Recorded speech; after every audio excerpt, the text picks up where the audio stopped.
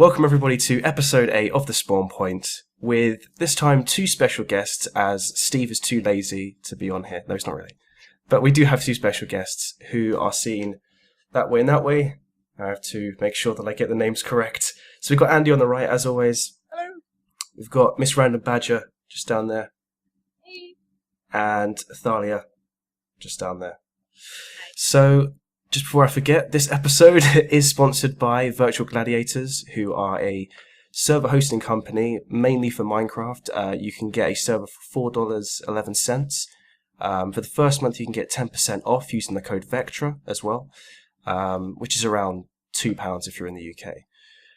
So, this week we're going to be talking about Steam Early Access and whether it is worth the price. So, I don't know if any of you have ever bought any early access games or have thought about buying any. I own quite a few myself, but I'd like to hear what you all think. No. No. I just like to wait till everything comes out. Everyone can be psyched about it. Yeah, for the official date when it comes out. This is the person that hasn't spent anything in the Steam sale so far. Yeah. Oh gosh. That's true. I will though, but I kind of wait. I like to look. For now.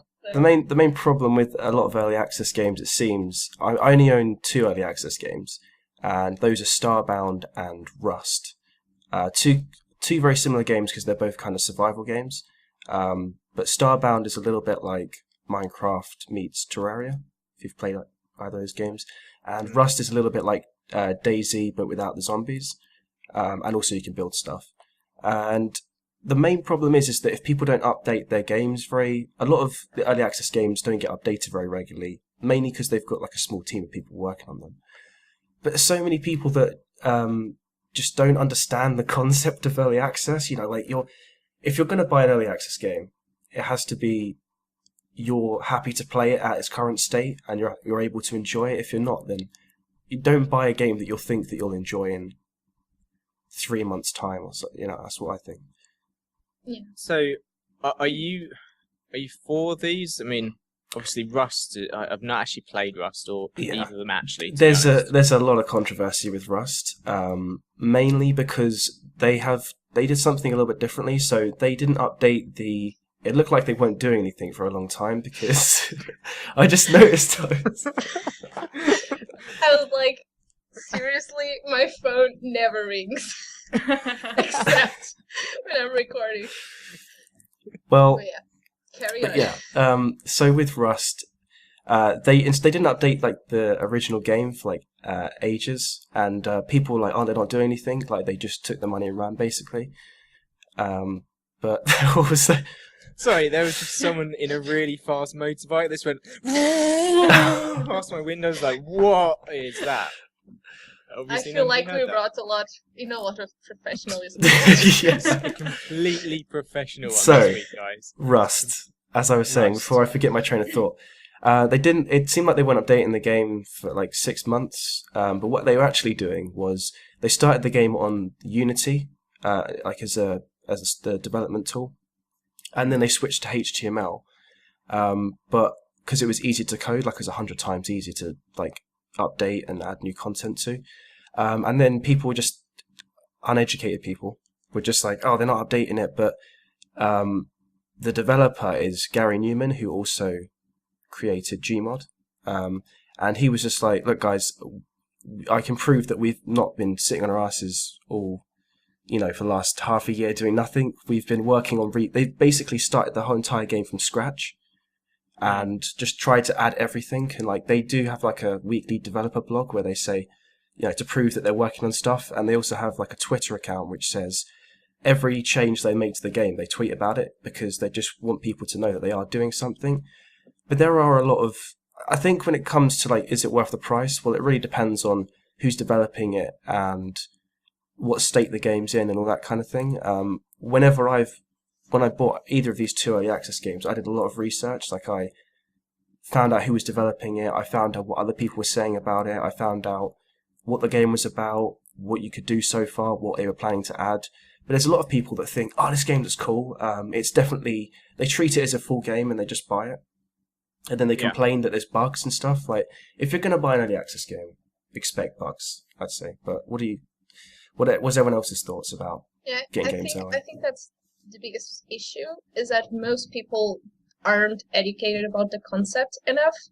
So they just are expecting a different thing from what they're getting. And early access is for like really passionate players that want to be involved in the development of a game and that are really passionate about the concept from the beginning, but they want to be a part of that and help like smaller developers getting their stuff going, because ultimately it's another source of funding. It's a completely different way from like AAA games and how they get their funding done. And I compare it more to like Kickstarter, but with like the perk of having actually a game for you to enjoy, because in Kickstarter you might be supporting a game that has literally nothing done up to a game that has like the whole concept already done or not. Would you prefer to have it's like bare bones completely of a game? Just it might just, you might have, you know, like a couple of blocks here and there and you can run around in it, or would you prefer to have like put money down on a concept for a game that you know, it might be fairly far in its development cycle, but they're just like, look, we just need some money to finish this off, to box it up, to do those last little bits of it and then ship it to people? I mean, for me, it would depend entirely on the team that's working on it. Because if I trust the team, like say that Supergiant Games made a Kickstarter for a new game, and I already played 2 of their titles, and they needed an extra mile to just do something a little bit more demanding for them, I would support that in whichever way, because I really like their style of games. But like a completely unknown developer just going like, we have this idea, I wouldn't trust my money like that, because we have no idea when the game's coming out, and if it is, because that's the problem with some of these games, they never actually get out of just the early access or concept state. What was that game? I think, Andy, you know what it was. There was it's like Towns? No. There was I don't know if it was an early access game, but it was like Earth 2066 or something. Like it was a game that was pulled from Steam for being misleading. Yeah. And it just looked so bad. It was. I mean, yeah, that wasn't even. But you could kind of tell, like, if you can't see any gameplay of the game, don't even. Yeah, it's Earth Year 2066. So just for anyone that doesn't know, it was on Steam Early Access, and Steam actually pulled it because it was labelled as broken and unfit for sale after it launched on Early Access back in April for £20. Oh, it was an early access. I didn't even know that. Yeah, it was an early access, and it's Killing Day Studios, and it's one of the only games that Steam have pulled that I know of, apart from what's it called? Infestation. Survivor Stories or something. Yeah, that one. Yeah. Which, whatever it was originally labelled War Z. War Z, that's it. Yeah. Yeah. And it renamed itself, and it got back on Steam. So yeah, I can't remember where you were going with that though. Oh, I was just kind of thinking about the whole thing of like, you know, the risk of early access and, you know, whether it is worth. And yeah, I think it falls down a lot to like the trust of if you know games they've developed before, it really is like, you know, you can kind of put your trust in them. But if it's people you've never heard of before with a game that doesn't look anywhere near ready, then I would personally feel quite reluctant. So I'll just wait it out. So I mean, I don't think, Miana, you said how many games you had on early access. Oh, I have played a little bit of Rust on another person's Steam account, not on mine. I have it on plan to buy on mine. And but like, I think I will only buy it further down the line right now, because I'm not that hardcore as a gamer to just be very helpful in the development of the game, and I'm not that knowledgeable. So is that also why you haven't bought anything, Thalia? You're just feeling really unhelpful. No, I don't know. Like, I don't know. I just don't. I never thought about buying like an early access game either. I don't know why though, because somehow I don't really trust it either. So I don't know. Like you said, like there's a lot of risks but it does depend like on what kind of team and all that stuff. And also like the prizes and all that stuff. I would rather like wait until the game comes out and buy it, and then even though I'm not that interested, I would rather buy a game that I'm kind of interested in on its own, like when it's done, instead of buying it early access. I think I'm just really impatient then. You're just I just like, I want the game now, and I want to. Yeah. I mean, I've got a couple of games that were in early access. I've got DayZ. I've also got Wasteland 2, which I actually got that in Kickstarter. Now it's in early access. Isn't going to be the full release is coming in August? I read somewhere. It's pretty much complete now. I got an email like the other day saying that it's pretty much at the final version now. So it's gone through, and they have been really good at doing all the updates throughout the whole process. Much like, I think the best one for that, Star Citizen, which has got a ridiculous amount of money in like the fundings, and like it's over $46 million. $46 million. But they are constantly doing updates. I mean, it's getting to the stage now like, oh, it's another Star Citizen update. Wow, I haven't seen one of those in an hour. Oh, it's not quite that bad, but no, they are really good at it. And I think that links back in, like, the people that have done those games, they're well-known people like Ryan Fargo and also Chris Roberts. So they've got the history of doing the games in the past, and that pretty much links in what you were saying, that if you know the team, then they've put out stuff in the past that's good, and you can trust them. Whereas if it's like teamawesomegame.com, the most creative name ever for a... Just like, dude, what should we name our game development studio? TeamAwesomeGame.com, man. Most ironic name ever. And they make it, they haven't done anything, and they just whack it on early access, then are you going to trust it? I don't think so. The only time I haven't trusted was probably Starbound, because I'd never heard of Chucklefish Games before. I know they'd made like a couple games before, but I'd never like taken an interest or played them. And what kind of caught me with that was a little bit different, was I didn't know anything about the development team, but I did know a lot of people were kind of getting quite excited about it, and the sheer amount of content they would add on each update. They haven't done an update in about 3 months, but when they do update, they add so much. It's like we added like 1,000 new items or something, and you're like, whoa.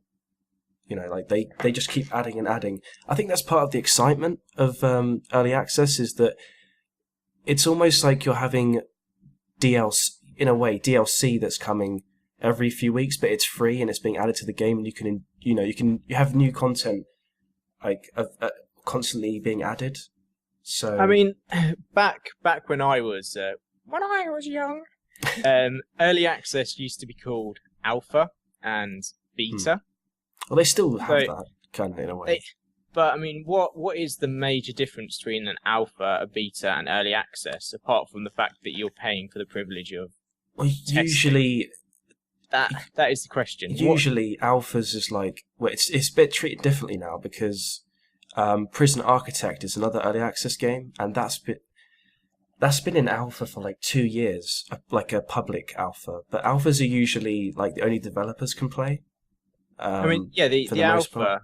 An alpha is what it's going to be defined as something like the game is in a stage where, in fact, I'm going to look up the official definition while alpha definition. Because it's basically not in alphas. Usually aren't in a playable state. They're like a very. It's like you have like when you first start and you're just like at the drawing board making all the decisions, the ideas, and what to add and all that. The alpha is like starting to add some of that, but a lot of it doesn't work, and there'll be lots of breaks. Part of the problem with Starbound is, and actually I think did they do, you have to help me with this one, Andy, Wasteland 2, did they wipe game saves or like progress? Because I swear I saw somewhere they said like, oh, we added something or we fixed something which would have removed people's worlds or something, or I don't know what it said. Not that I know of. I mean, because that's another problem. Right at the start, and then I haven't played it for a couple of weeks now. But last time I played it, it still had all of my game saves in it. You might want to check to see if it's still there then, because you might have lost it. Yeah, because like that happens on some of the games. Is that all of that progress you might lose as well? That's another risk. Is that if they have to fix something where it loses all of your progress because they've added an item which is too overpowered or shouldn't be in the game, God, and yeah, I would hate that. I'll get so pissed. I'll be like, nope. No early Would access. never play it Never. So here we go. Here's the definition. So alpha is a stage of key gameplay functionality. Oh, God's sake, start again. Alpha is the stage when key gameplay functionality is implemented and assets partly finished. Alpha game is feature complete, and the game is playable and contains most major features. These features may be revised based on testing and feedback. Additional small new features may be added. Similarly planned and unimplemented features may be dropped. An alpha occurs 8 to 10 months before code release. So that's the official definition, which has been blurred. And beta apparently is pretty much the same, but it's just bugs that are being fixed, and it occurs 2 to 3 months before code release. The definitions, which again, like they're massively blurred these days. Yeah, they've been really changed, what with like the involvement of the internet gaming community into the testing process. Because usually before you got like a bunch of people into like the developer's office to test the games, and it would be like non-disclosure and all of that. I was just thinking, I wonder how this affects, people who get paid to like paid game testers. I wonder how that affects them if it does, because these QA people testers. Yeah, QA. Like, is that less of a process now that they just release games to the public a lot sooner?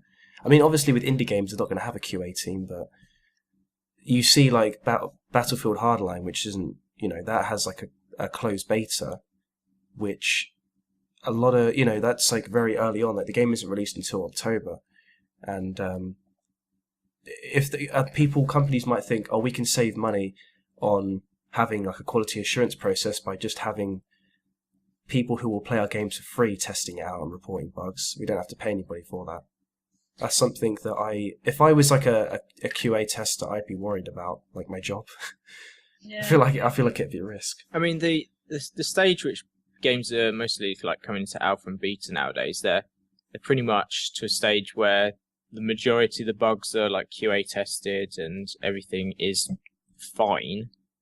But yeah, if something gets going into early access, then that's making the community the QA testers, isn't it? Yeah. There's a game you should actually check out called Overgrowth, and that's been in development for 6 years. So yeah, it's been in development for 6 years. There's only like originally there was one guy working on it. Now there's like 2, I believe. And I remember I checked it out recently because I remember like this is like my friend was telling me like 3 years ago about this game. And at the time he was like, oh yeah, they're expecting to have it released, like a beta release soon, or like it's expected to be released soon or something.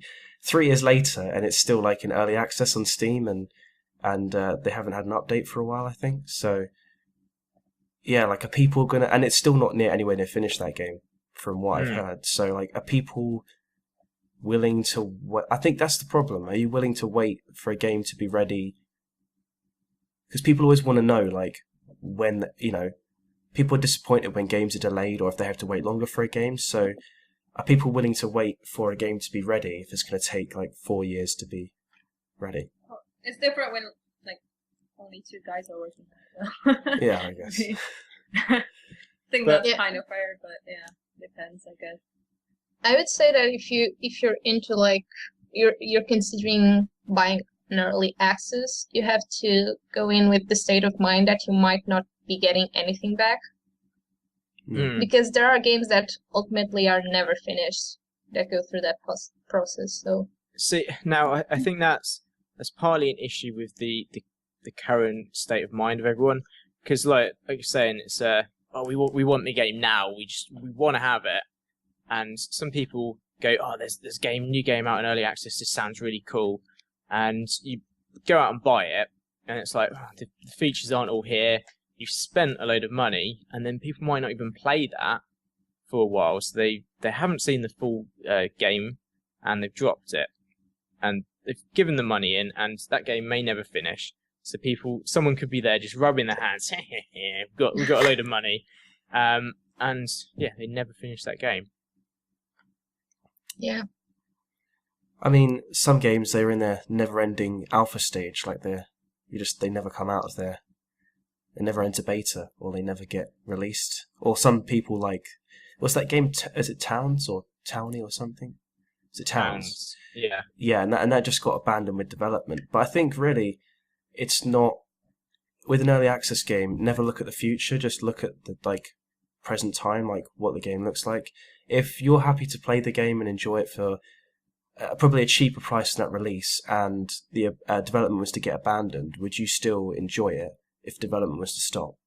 And I think with the games that I've personally bought, that is the case. Like, if development was to stop, I could still sit there and enjoy the games, and they're all still playable, but that's different for some games. Yeah, but that's different from the one that was pulled out of Steam, because that one was apparently unplayable. Yeah, but I mean, there must have been gameplay shown of that game, because I was amazed how bad that game actually is. I don't even know if you can call it a game. Is it? How was it unplayable? Oh, if you trust me, if you saw what it looks like from just like gameplay footage, it just looks so bad. Like, I don't. I can't even describe. It wasn't like how they. It was like you had presented it at all. It was like you had a map, like a very basic texturized. Like, the land was like a textured floor. There's nothing else, and there was some flying enemy that just instantly killed you, and like you couldn't really do anything. It was literally like if you were to design a game like a basic level, and as soon as you created like the ground and like a few other things, and you just clicked, and played it, that would be the game. And I think I'm just gonna do a bit of promotion for Jim Sterling here. If you check out Jim Sterling's video, Earth Year 2066, prepare to vomit everywhere. I think that says it all. Yeah, just check that out when you've done with this video. Yeah, even the sounds were like messed up as well. That's I think, so weird, because for me, I would expect for Steam to have to trust them, to be like early access. Okay, I can trust them, but then that happened. But that's good that they pulled it off though, because otherwise that would be kind of fucked up. I don't know if it was a greenlit game, because I've looked at the Steam Greenlight program, and some of the games that are just obviously they haven't been successful, but I saw one on there that was literally a picture of the Xbox One. It was just like a picture of the Xbox One, and when you have like a video that shows the game on Steam and it has you can play it. It was basically 20 seconds of a Need for Speed game, and that was it. And all the comments were like, "Nice game, dude," or "What is this? How did this even get on here?" And it was because what happens, you have to release it under a Steam account, and if you put something on the Greenlight process that is just, I don't know, it's hateful, or it's not a real game, or it's just anything like that, you can get the account banned and lose all your games. So it's not really worth. That's something to put people off, is that if you're gonna mislead people and it's not going to be what people are expecting, you do have the risk of having to suffer the consequences. But I just don't know how people, if you see gameplay of this Earth Year 2066, how could you not know that it's a bad game? Well, that's the question, that are people, when they go into these early access things, are they actually looking for people that have played it, gameplay, people that have actually done a review of it, or are they just reading the blurb going, "Oh, that looks really cool"? If they don't, money. Then if that's the case, then gamers are more stupid than I really think. If they do that, they're stupid. Yeah. When do you ever go? If you do that, if you're watching and you do that, you're stupid. Yeah. Looking at you. Look at you right there. That's how you guys get viewers. Yeah, we just hate on them. We're just like idiots. But no, it's true. If you don't have gameplay of the game, then how are you going to know what you're going to be playing? And that's what it falls back to, about doing research and finding out as much as you can about the game and the development team. If you don't do that, then you're basically paying for your own stupidity, really. Because if you're spending £20 or $20 or whatever currency, and you don't know what it is, then you really don't deserve to have that money, because it's just... Wow. Heard it That was- first. Matt hates You don't deserve money. You don't deserve it. No, but it's true. It's true. So here's one for everyone to think about then. Do you think the early access scheme on Steam rhyme, is being abused by people because it's so new and people are so new to the whole aspect of early access still and paying for games? Do you think it's just being abused by everyone that's trying to just get their quick cash injection, and people will eventually learn that, hey, it's possibly a bad thing? Well, I mean, I think it will probably be that it's not always, you can't say for all of them that early access is like they're all just trying to just leech money off people. Like, some of them are legitimately just trying to give you a taste of the game to keep you, to kind of whet your appetite, so when the full game comes, you're not going to forget what the game is or what it's about, and people have access. But there is a lot of people just trying to get as much money as possible with an unfinished game. Yeah, but I'd say that's the same everywhere, though. Like, it's not exclusive to early access. It's just that's something that also happened when crowdfunding sites started. Like, a lot of people just felt really ripped off because they had no idea what they were getting into. And I actually backed a game through Kickstarter that still has no date, but I had investigated like the people doing it, and also one of my favorite authors is involved. Was it successfully funded, the game, or? Yeah, it was. And I still get like emails with updates. So are they just like, guys, we're still here? And yeah, they're just in the Bahamas, just like just working on just doing some programming on the beach. So I'll admit that as soon as Patrick Rothfuss was a name involved, I was like, yeah, sold. Yeah, that's the thing, Like, though. If you know names, you're safe. I mean, Yeah. And otherwise, you have the risk that they will use the money for something else. So, I mean, it's that simple, I guess. I mean, really, Yeah, but- I was just going to say, is it the question of, like, if somebody said you can have what a full game is, you can have half of that for half the price, would you pay it? Is a way of, in a way, is kind of a simplified way of looking at it. Is just, if you could have half as much, would you be willing to pay half or a quarter of the price?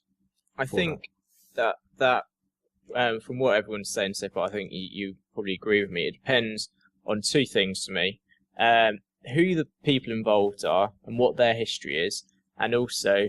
I thought you said two things. You said two things, and you went to your third thing. People and history, like the history of the people. Okay, that's one thing.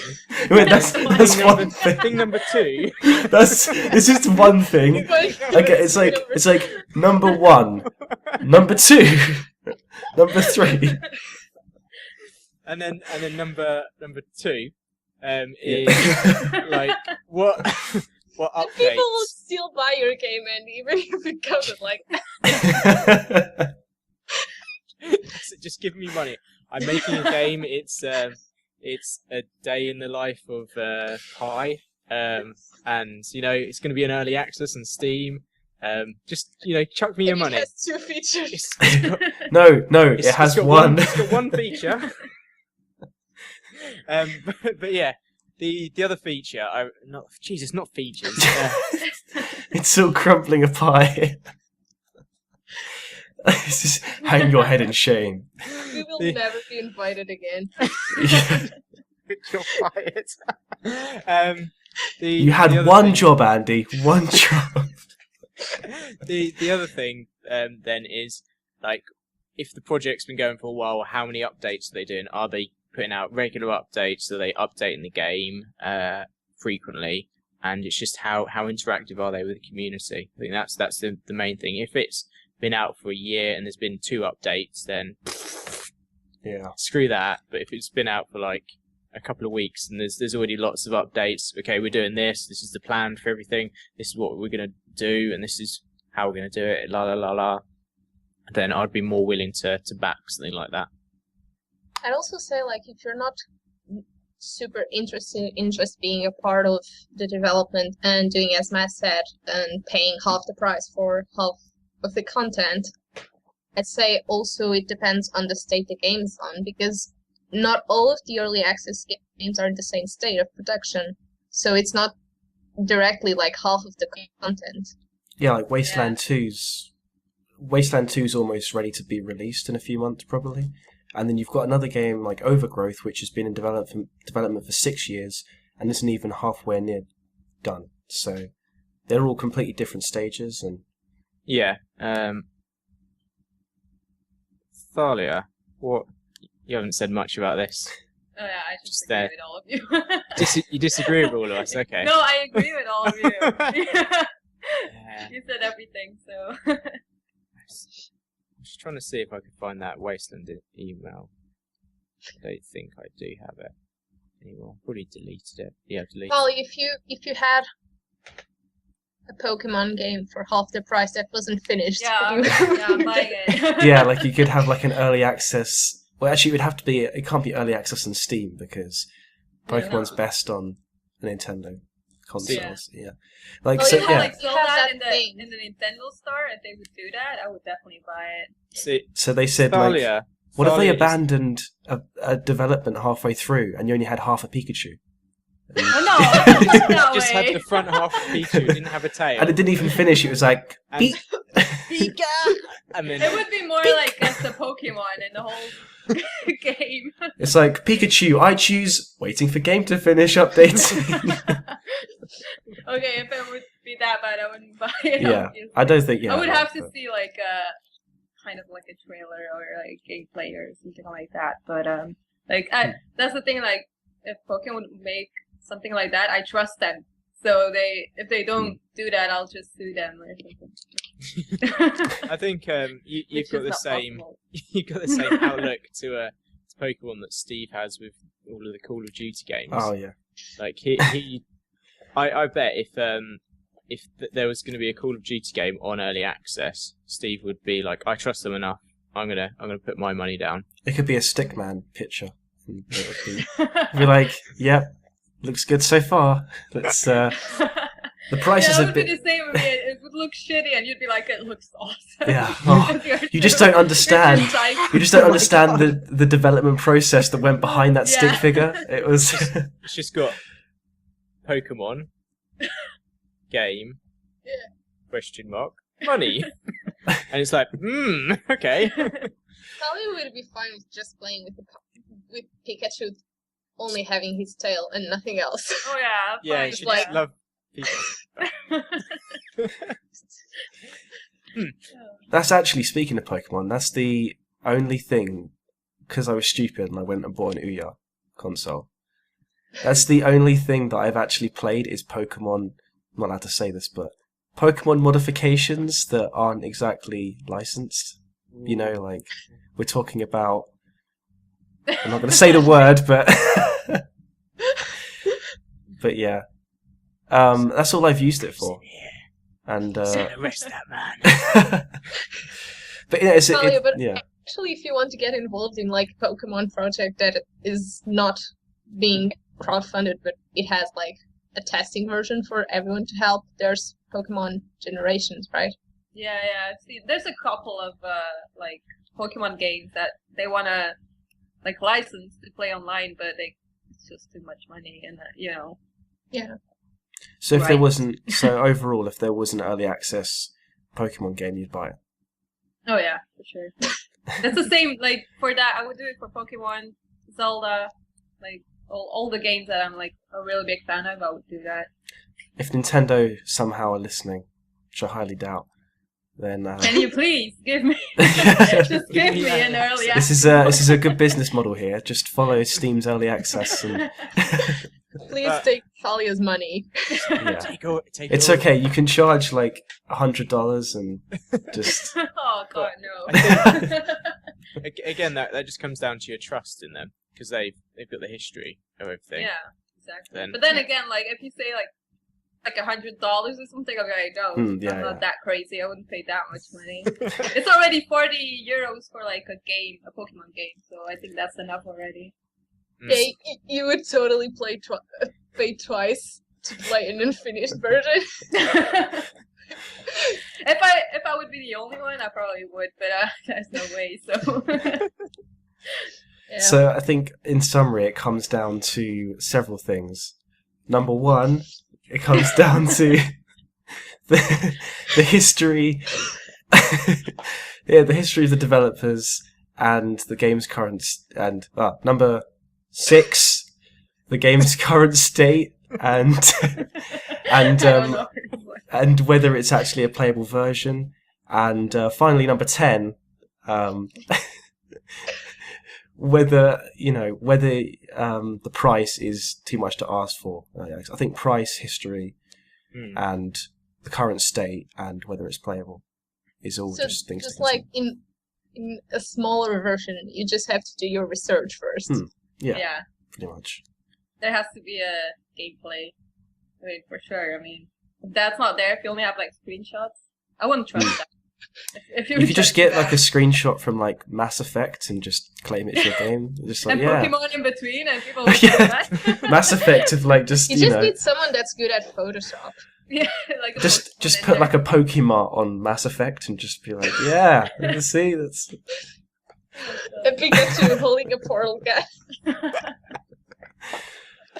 these are all great ideas, and we should pitch them to somebody. We definitely should. Get on that internet. But anyway, I think that's enough for this episode.